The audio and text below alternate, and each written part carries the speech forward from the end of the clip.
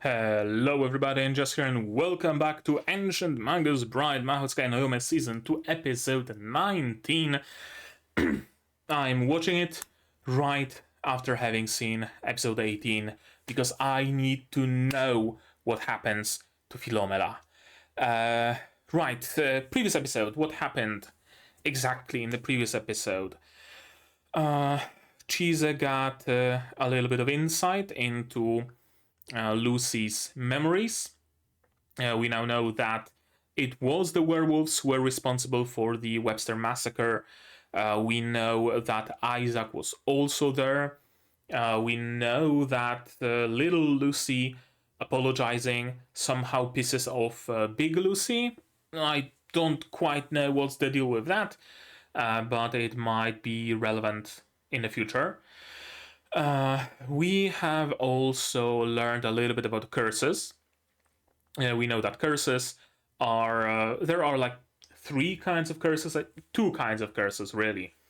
The human kind of curse that is sometimes created consciously, sometimes unconsciously, always created based on emotions, from emotions, right? Cursing someone in anger can actually create a legit curse.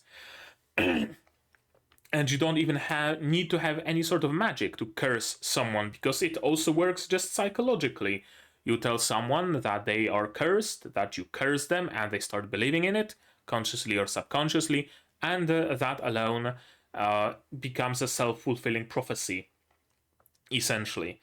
And the second kind of a curse is being cursed by a sentient being, sentient magic being, and that is somehow different apparently.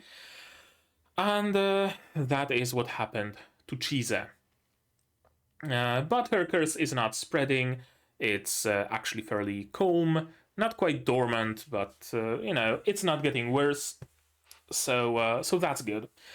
We also learned that if you cast a curse to hurt someone, to harm someone, you too will be harmed.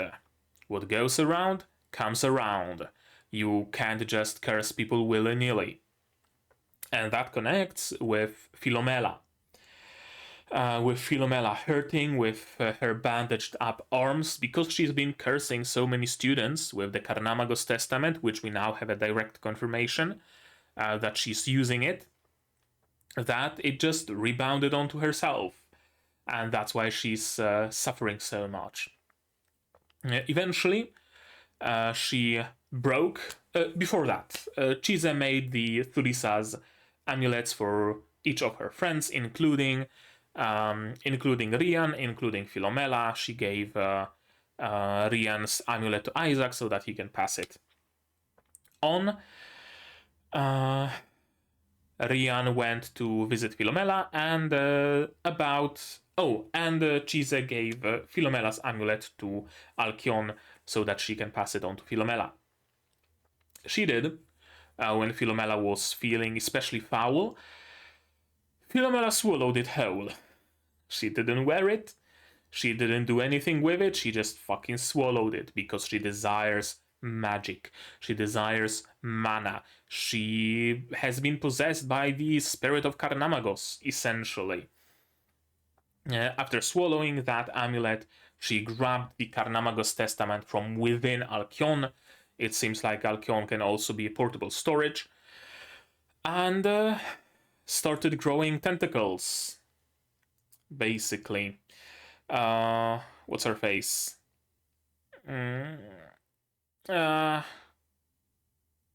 Lucy. Where are you on the list of characters, girl? Where are you on the list of characters? Veronica, yes. Veronica was, trying to help Philomela. She was being a good friend, visiting her, asking how she is.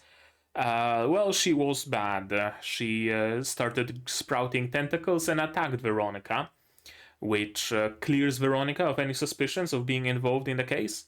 Sucked her dry. There were some screams. Rian arrived at the scene. One of the cats went on to inform the teachers. Then Philomela attacked Rian as well. Rian tried fighting it, but didn't know who it is, because the tentacles overgrew her face. And Philomela is still rampaging. Now she arrived at the Christmas ball, Christmas party, and she is fighting, preparing to fight teachers. All the while, Chise is also chasing after her with Elias, with Ruth. She felt the presence of the Carnamagos, and now it seems like this episode will be a big battle. We also got some insight into Granny's motivations, kinda sorta question mark. We know that she liked her son, Philomela's father, when he was young and when he was a mama's boy. But then he grew up and he was like, I'm not gonna listen to you, mommy. And she really disliked that. And it really seems like the whole purpose for the Carnamagos Testament, for the power she's gathering, is to bring her son and his wife, perhaps even, back from hell. That's what Philomela said, that I need the energy, and let's finish it quickly, because I must welcome my father and mother who are in hell. Yeah. And it's merely episode 19, huh? 18, actually. We haven't seen 19 yet. What do I expect from this episode? Some sort of a battle with Philomela, with her seaborn form. Probably a victory. Alternatively, of course, Philomela might escape, but the college is sealed off, so probably not plausible. She's probably gonna be unconscious for a while. Thanks to Chise and Elias, she will survive though, hopefully. And then the last few episodes of the season will be about chasing after the granny, chasing after the actual mastermind of this whole, of those whole shenanigans going on right now.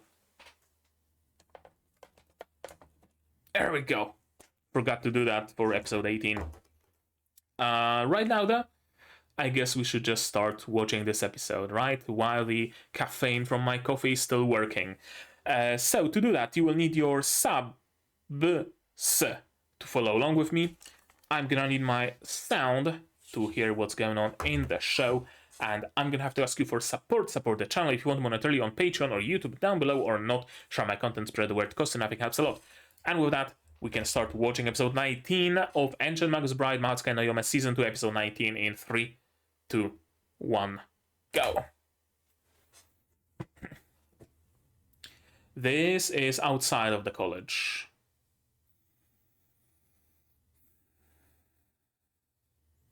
The werewolf? Yeah, werewolf eating the local homeless populace.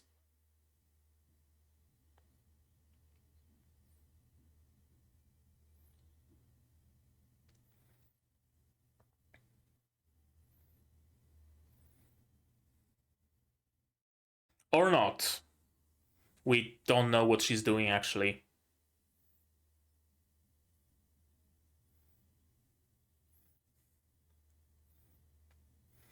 Everybody armed with turisas.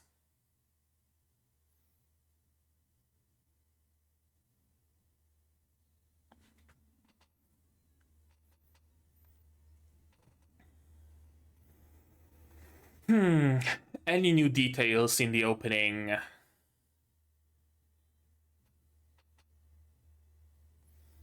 We know that Philomela was literally jailed by Granny.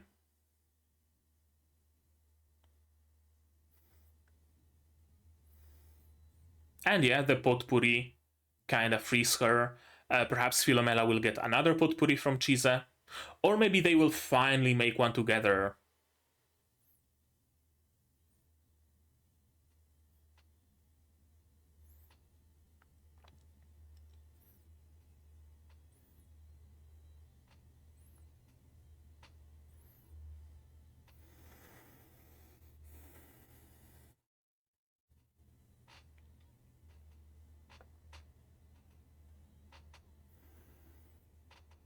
Philo's tentacles. Kinda, sorta.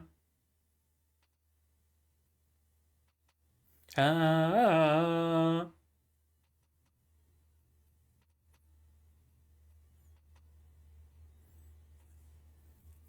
And of course, how could I have forgotten in the previous episode? Lady Winter has appeared, the personification of winter, and she's looking for Chise. So something's up. Man's extremity is God's opportunity.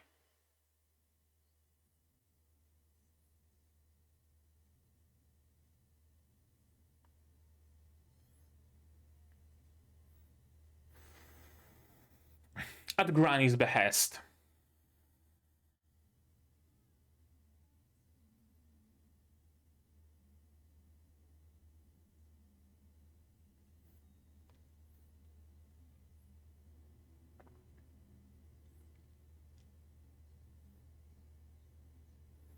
Oh, she remembers the potpourri.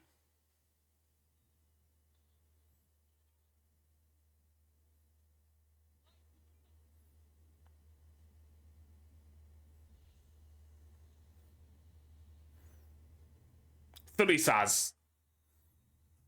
Get thorned.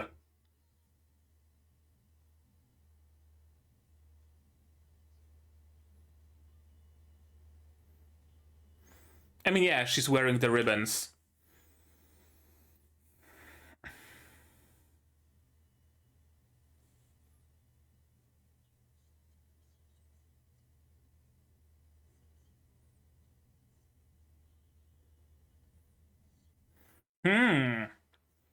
Is Carna Magos a deity?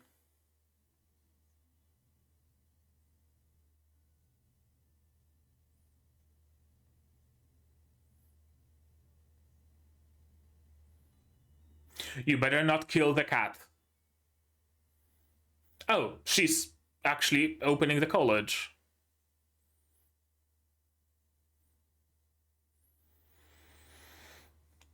So maybe Philomela's plotline isn't quite finished yet. You will all die. Oh, she's crumbling? Ah?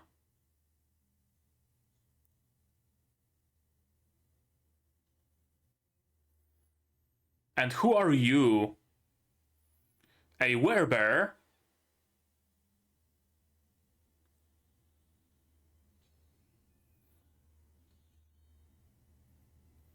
And of course, Alcyon protects her master.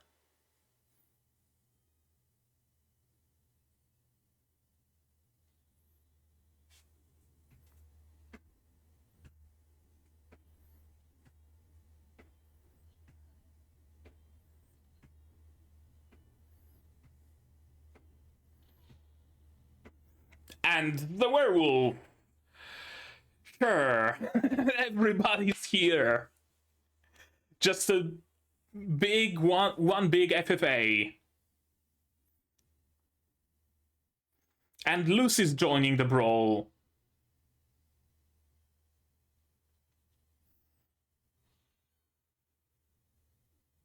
Or maybe not. Okay, so they escaped. Shit.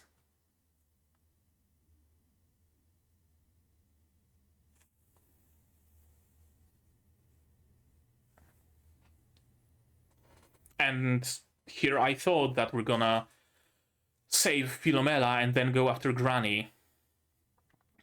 But no, it seems like we're not finishing this plotline quite as soon as I thought we would be.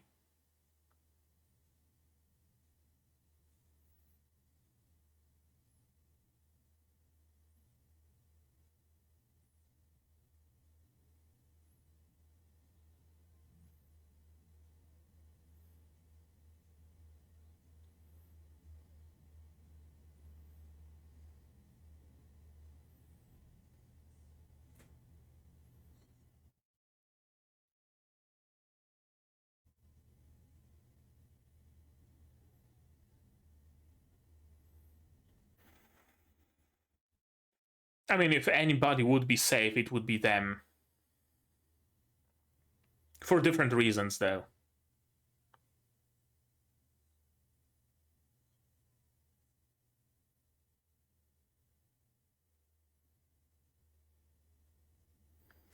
I mean, she was able to recognize Alcyon. So there is still some humanity left.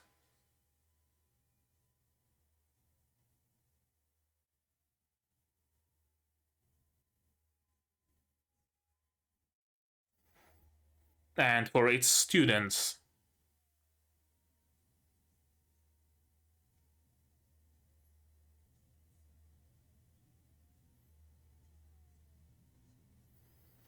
Is she aware, though?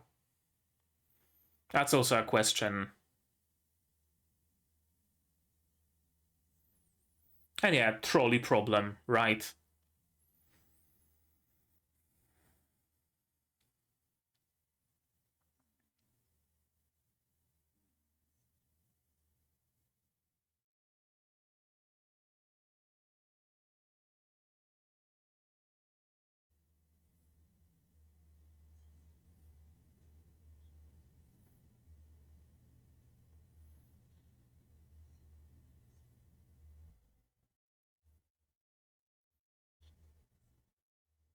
Or I can use the Wandering Jew in my head and the hand I got from a dragon and save them anyway.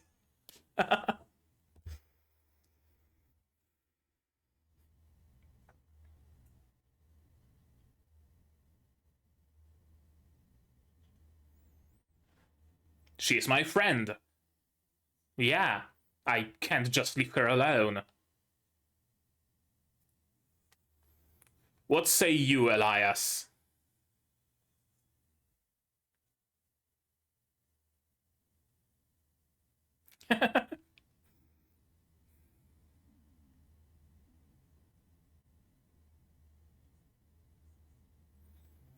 Yeah? I mean, sure, I guess. Sure.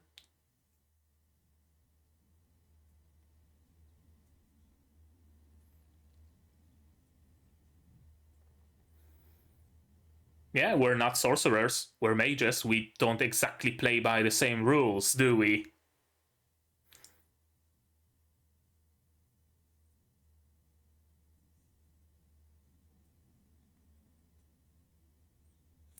Oh, kinda sorta. Potpourri amulet. Like, oh, we will meet and yeah. Yeah, hey.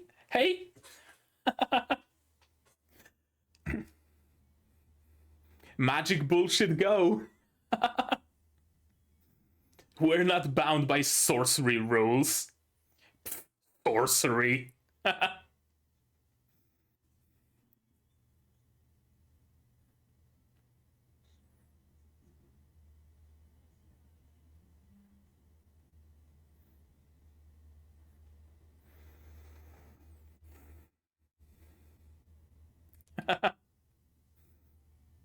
That's great. What's up? We're coming with. Of course. Rian would probably want to join as well.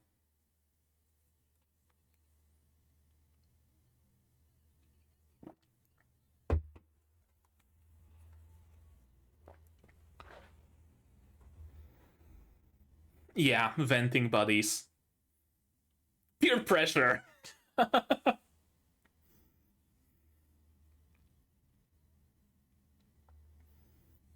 Oh, you're also coming with?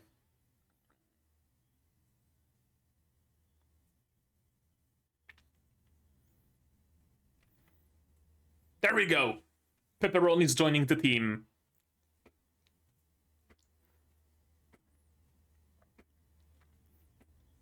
Yeah. And also decently powerful, so he's gonna be of significant help.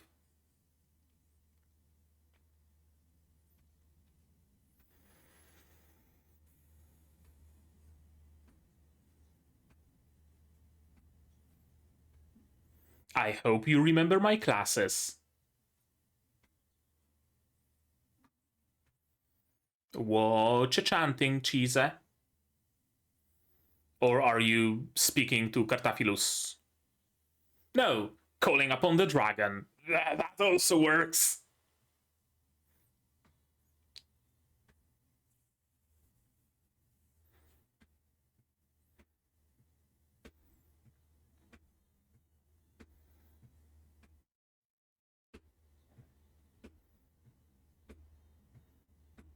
Oh?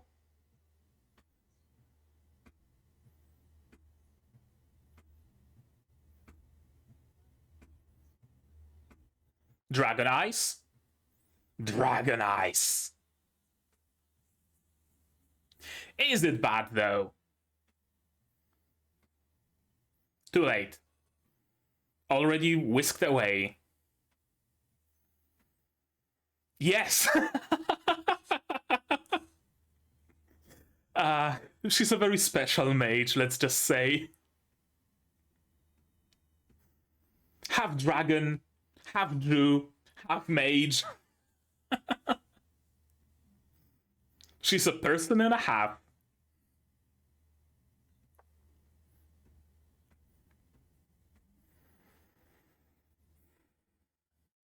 Now. Oh, that's a full-on dragon.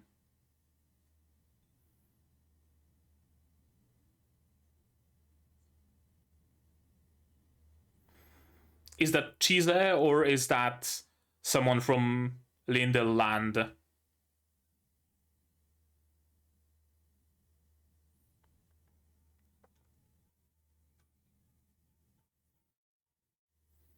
Following the ley lines or just swimming underground, sure.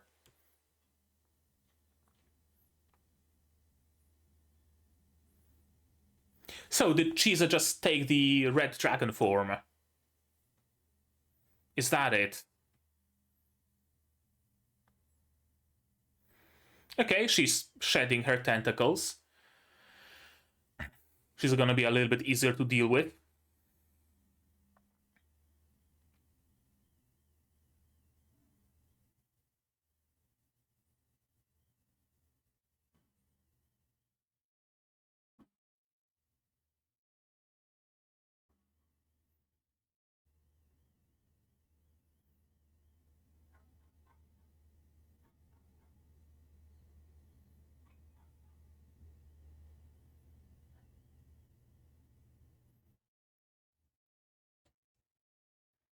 Maybe, maybe not. We'll see.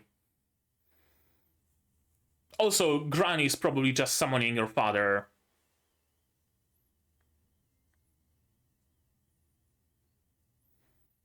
Now you're probably not gonna get any praise from Granny Dearest.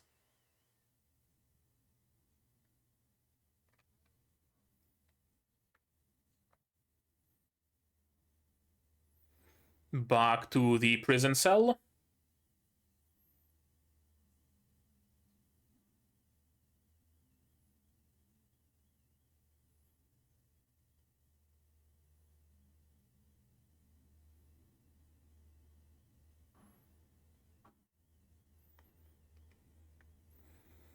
Is this the land of the weird dogs? Or is this Chise's belly?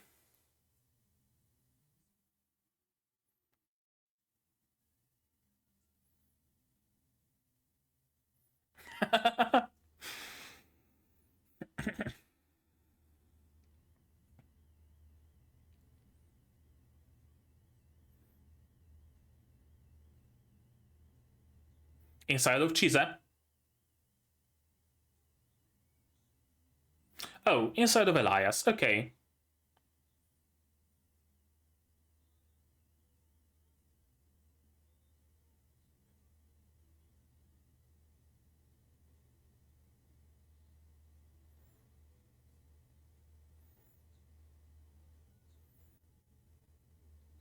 Vor.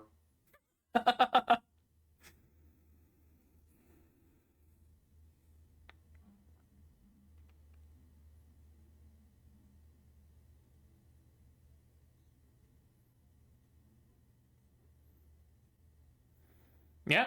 Lesson in magicology. Mageology? Because you're not mages. Ley lines. Who says about a mere human? Yeah.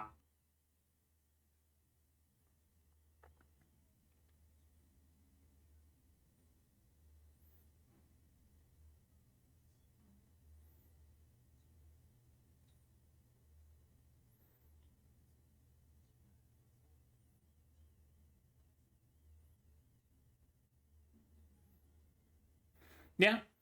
Earth's magic veins, basically.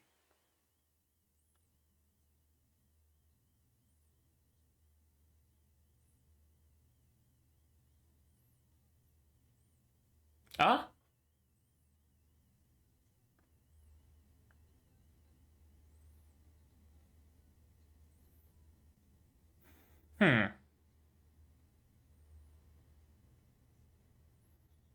She sure is. In a dragon form, no less.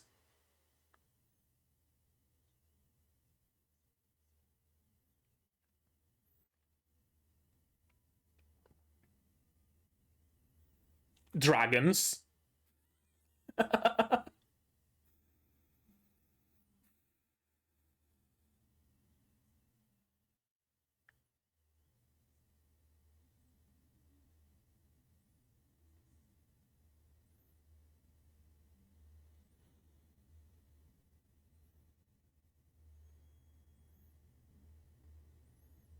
Conscious or unconscious?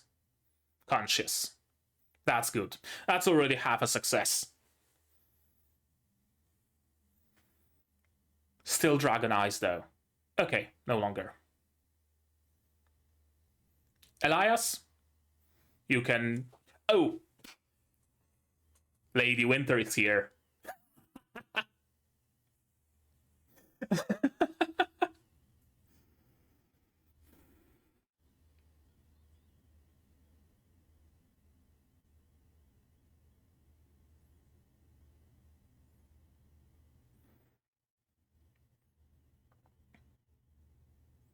Winter is coming. Winter has come.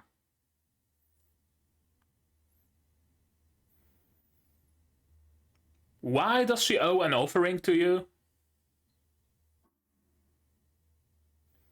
Oh, so who's that wearing a hoodie?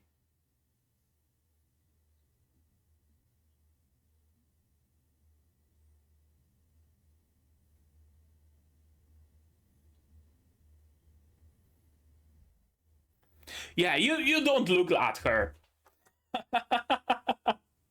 You're fucked. Come to mama.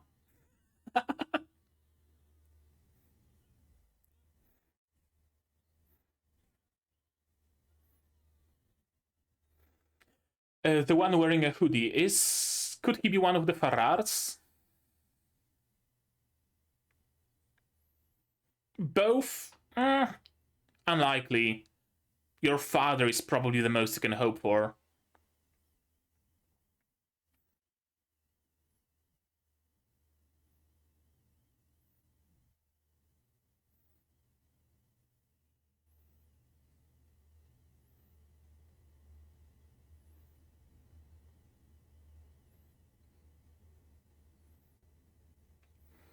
You're also assuming that they will come back as, you know, human.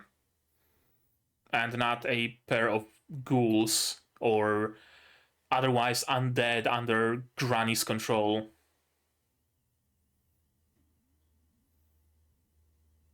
What does your heart tell you?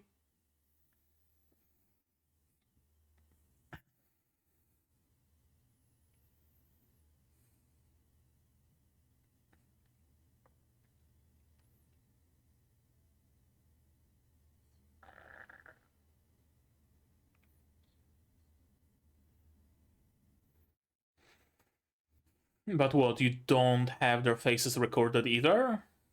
Oh, Blue Flame?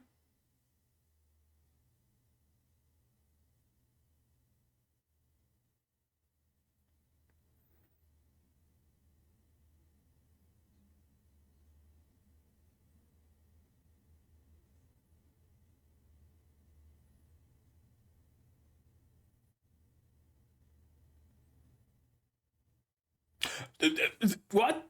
That's the episode, really. Ugh. I thought we're like halfway through or so. Shit. I'm not watching a third one. I don't have it in me.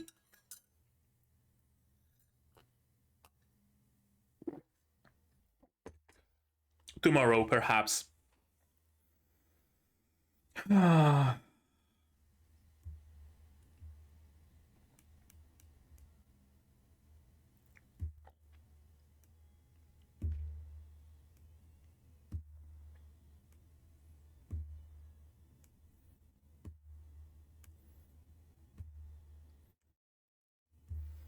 I'm gonna be honest, I got so immersed into this episode that I might have not been talking much.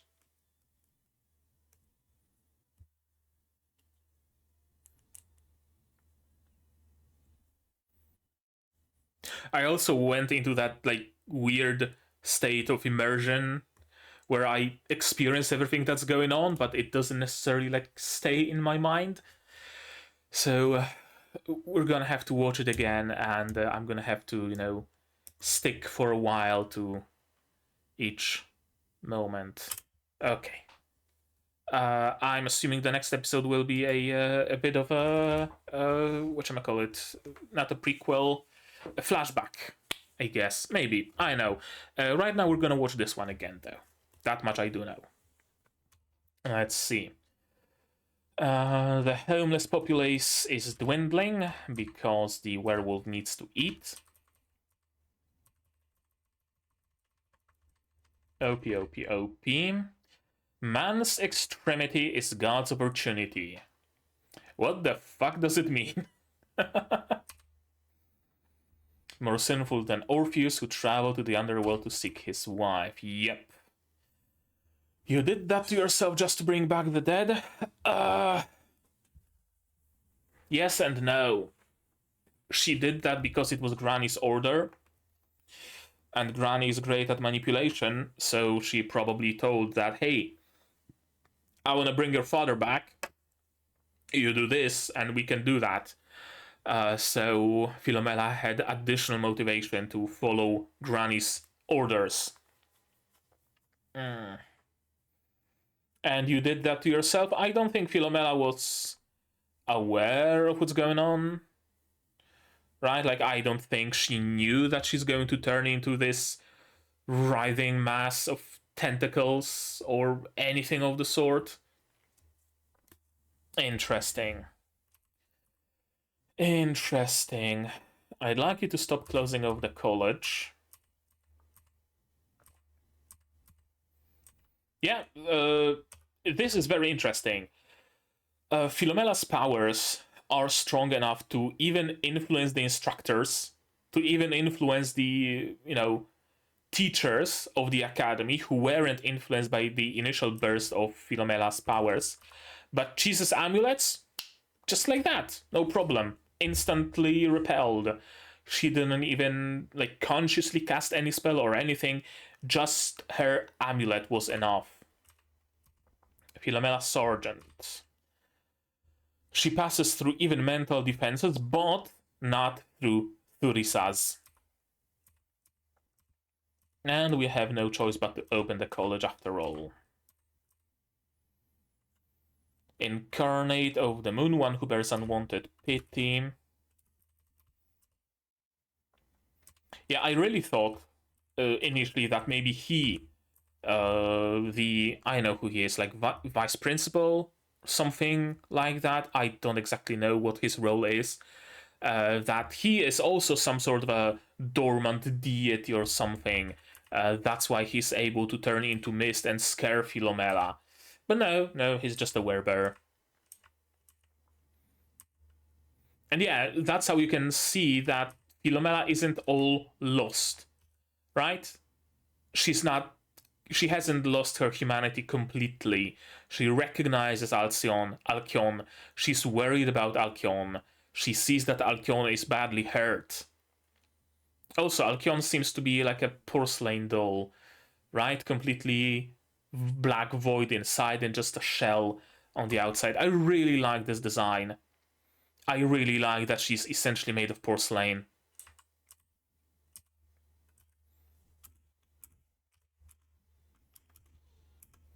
And damn, that werewolf is strong.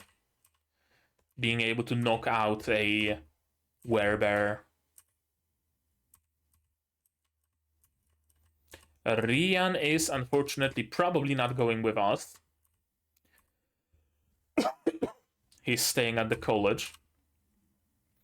She's clearly been far too corrupted by the resident of the magic book. Yeah, sorry, that's just your sorcery speaking. We don't know such limitations, you know, us mages. So it was alright to kill her. I mean, I understand. I understand Liza's choice. It's like perfectly valid. We can save one student, try to save one student, because we might not even succeed and put the lives of however many hundred other students in jeopardy, or we can let that one student go freely and save the rest. You know, classic example of a trolley problem, right? I must prioritize the health and safety of the staff and students. Exactly. Who's well aware that she's destroying herself? I'm still not sure. I'm genuinely not sure if she's aware of what's going on. I mean, she's aware of what's going on, but I don't think it was like her conscious choice, right? Oh, I know that it will turn me into a seaborn from Arcanites, and I will start crumbling down, and I will lose my humanity, but I have to use the testament anyway. No, I think she was just told, hey, there's the testament, steal it, grab it, suck out some energy from students, bring it back. And that was all the orders she got. Do you think you could have done something? Yes, actually. Yes, actually. You'll have to put away your pathetic self-congratulatory sense of compassion. I don't think so, no. And yeah, this is actually like character growth.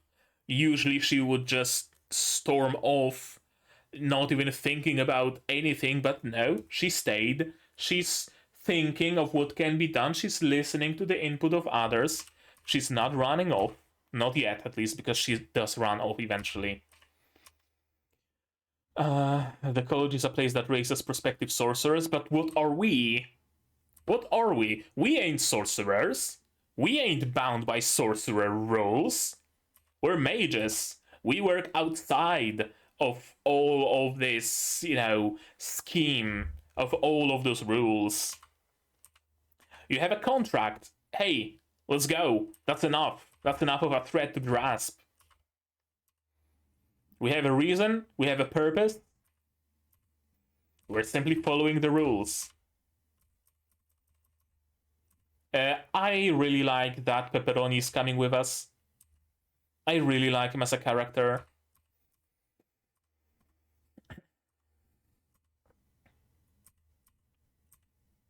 I really was unsure what Chise is doing right now. I thought that maybe she's like summoning Lindel's dragons, right? To carry them to where Philomela is. But no, it seems like she's just tapping into the dragon power and turning into a dragon.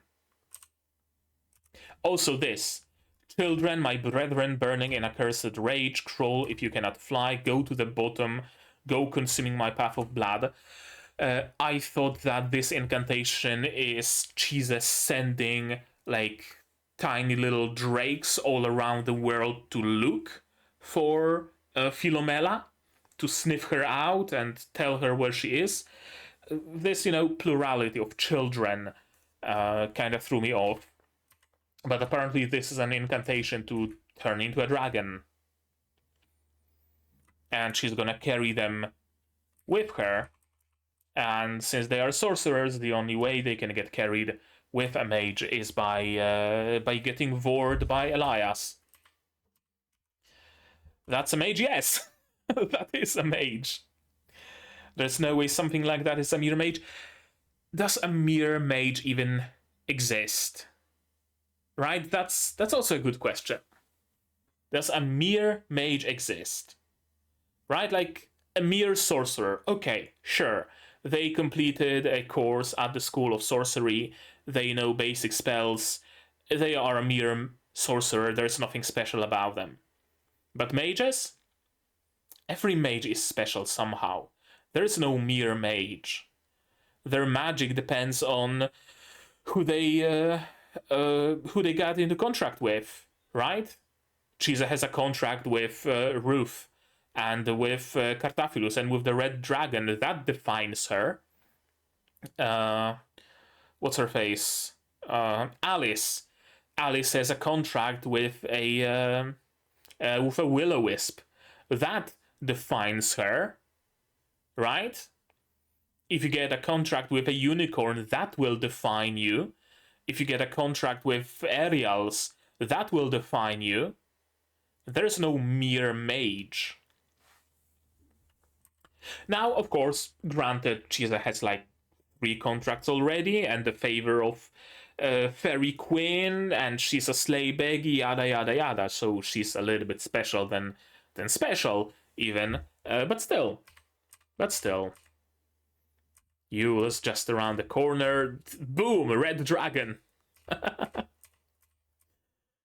Follow the scent, seek out the heart. And yeah, she's crumbling away, crumbling apart. Both of them. Funny you say both. Because I don't think Granny has any... I don't think Granny wants to bring them both back. I think she just wants her son back. Her little boy. And ideally, that son should also be, kind of handicapped mentally, so that he can never say no, so that he can be her little boy forever. Kind of like Renner and... what's his face? Not Clyde. Renner and... Climb. Yeah, Renner and Climb from Overlord, right? Kind of like that. Chain him to a radiator and protect him after he's brain dead already, which was also your doing. What I did was praiseworthy, yes, but don't count on Granny praising you. Take her underground, probably back to the dungeon. We are inside of Elias.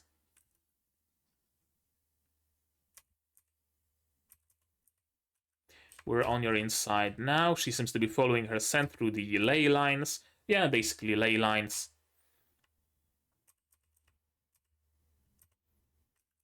There's that's no different than going directly into the ground. Yeah, again, that's a rule for sorcerers.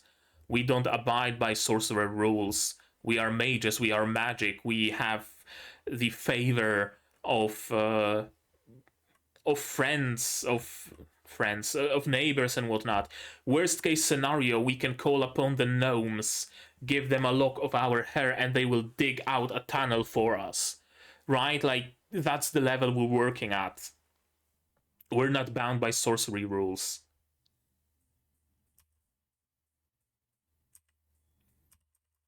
Yeah, explaining what ley lines are. Mr. Mage, you lot create magic with the help of fairies and sprites and such. Whose help did she receive in order to become a damn dragon? Well, take a fucking guess. Take a guess. It was just a salamander, It had to have been a dragon or something more powerful than a dragon. We're surfacing. I have expected Chise to just fall limply on the ground, but no. She's keeping her, she's keeping her wits. She's keeping her strength. That's actually a nice comparison, because early on, when she turned into a phoenix, once she didn't have, that much control over it. She essentially fell from the sky to land. Then she turned into, what was that, a fox. That also, took a certain toll on her. But now she's able to shapeshift just like that without much of a problem. It shows her growth as a mage. I guess the fact that she is part dragon might have something to do with it, but maybe. All of you wait here. I promise I'll go out and make eye contact with it now, and you'll be consumed by old maternal instincts. Lady of Crows, Lady of Winter, have you prepared the offering, maiden? I'm trying to remember. Was there some sort of a deity, some sort of a supernatural being like that Chise made a contract with, made a promise with? I can't recall anybody like that. She didn't meet any of the seasons, I don't think. I might be misremembering though. It's been a while since I've seen season 1. Maybe she just goes around and just takes offerings from all of the maidens. Liz was right. They have quite a bit of magic power, and it really seems like the guy on the right is one of the Farars. Is wearing hoodies a Farar trait? I thought it was just Isaac. Is it like Isaac's doppelganger? Oh, maybe. There seem to be several, but I can't make a determination. Yeah, because those several are inside of Chise's shadow, inside of Elias. That's, yeah, maternal instincts, crows pecking out your eyes. Thank you very much for a mother like that. Will grandmother really bring them both back to life? Unlikely. Why do I want to have them back? That's a good question, actually. Why can't you remember their looks? Is it because you were so young? Is it because of the trauma? Is it because Granny beat their looks out of your mind? Is it because Granny tampered with your memories, like she did tamper with the mind of the werewolves? That's also possible. If they come back, I'm sure they would praise me even for what I am. Assuming you survive, and assuming they, or at least your father, comes back as your father. People who come back from the dead, they very rarely come back in the same shape that they went there, right? It's more likely that he will come back as a zombie, a ghoul, some other sort of an undead. Chances are he will not have his memories. Chances are he will not have his personality, right? It never goes well. Resurrecting people never goes well, especially after this many years, right? It's different when someone dies and you perform resurrection magic right there and then. The body is still fresh, the brain hasn't deteriorated yet, you're essentially just bringing the soul back into the existing body. But now you are ripping the soul out of hell, supposedly, and creating an artificial body for it? That can't work. That cannot work. What am I to do at a time like this? What could I possibly do? Yeah. Most important task in the world: protect Philomela.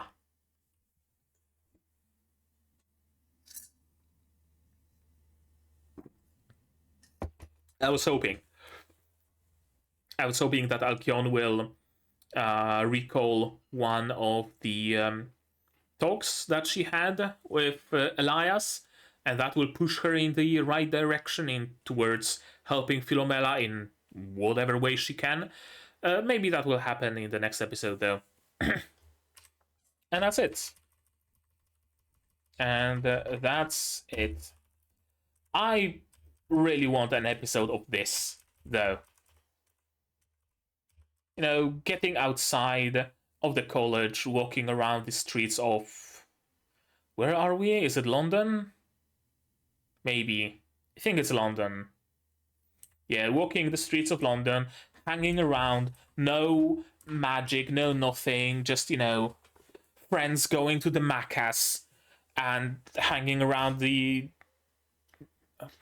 I know, London Eye or something. That would be really nice. I hope the last episode, or like the second half of the last episode, is just that. Just them hanging around, talking, having fun, no world-ending bullshittery. That would be really, really good. Yeah, that would be really, really good. Oh, that was the title of the next episode. Whatever, doesn't matter.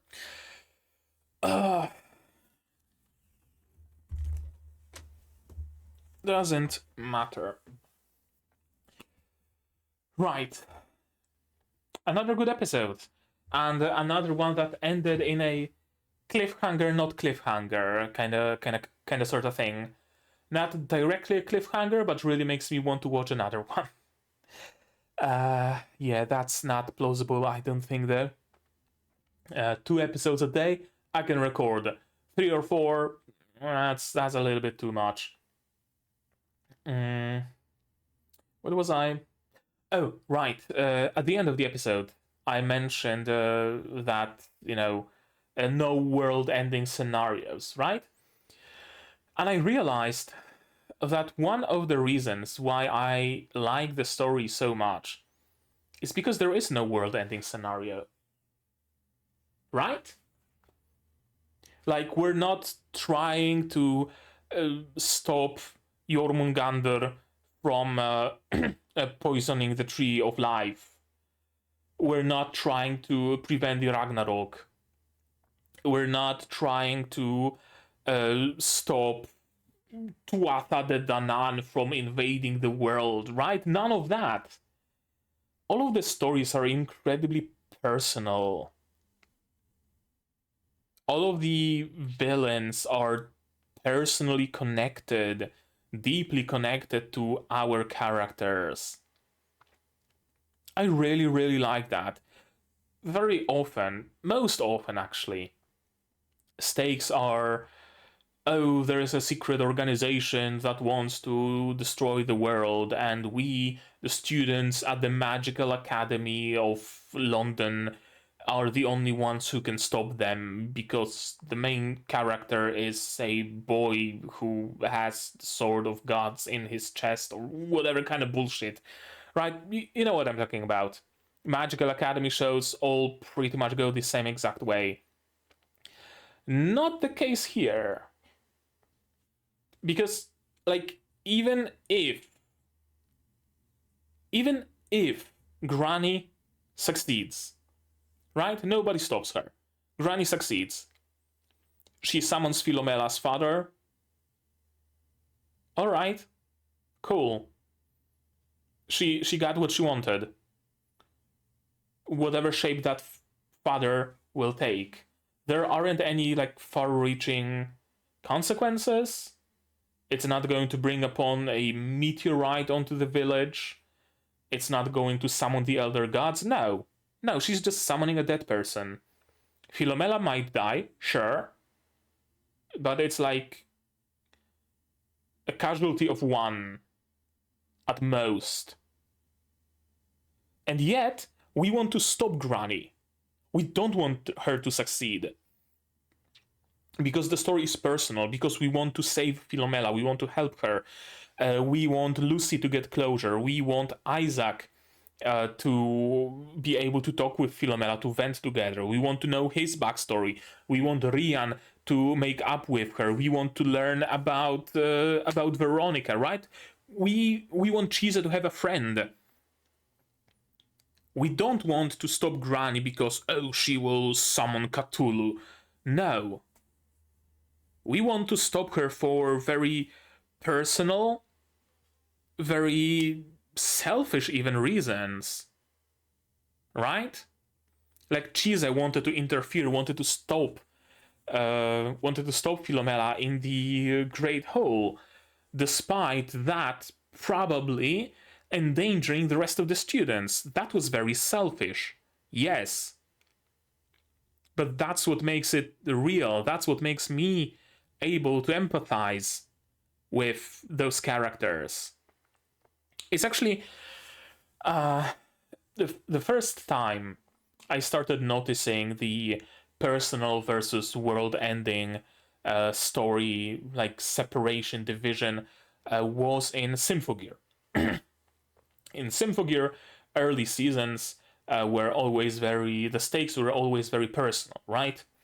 We are after school going to get some crepes with my friends. Oh no, monsters are attacking. I need to defeat the monsters to save my friends. Right, like this kind of stakes.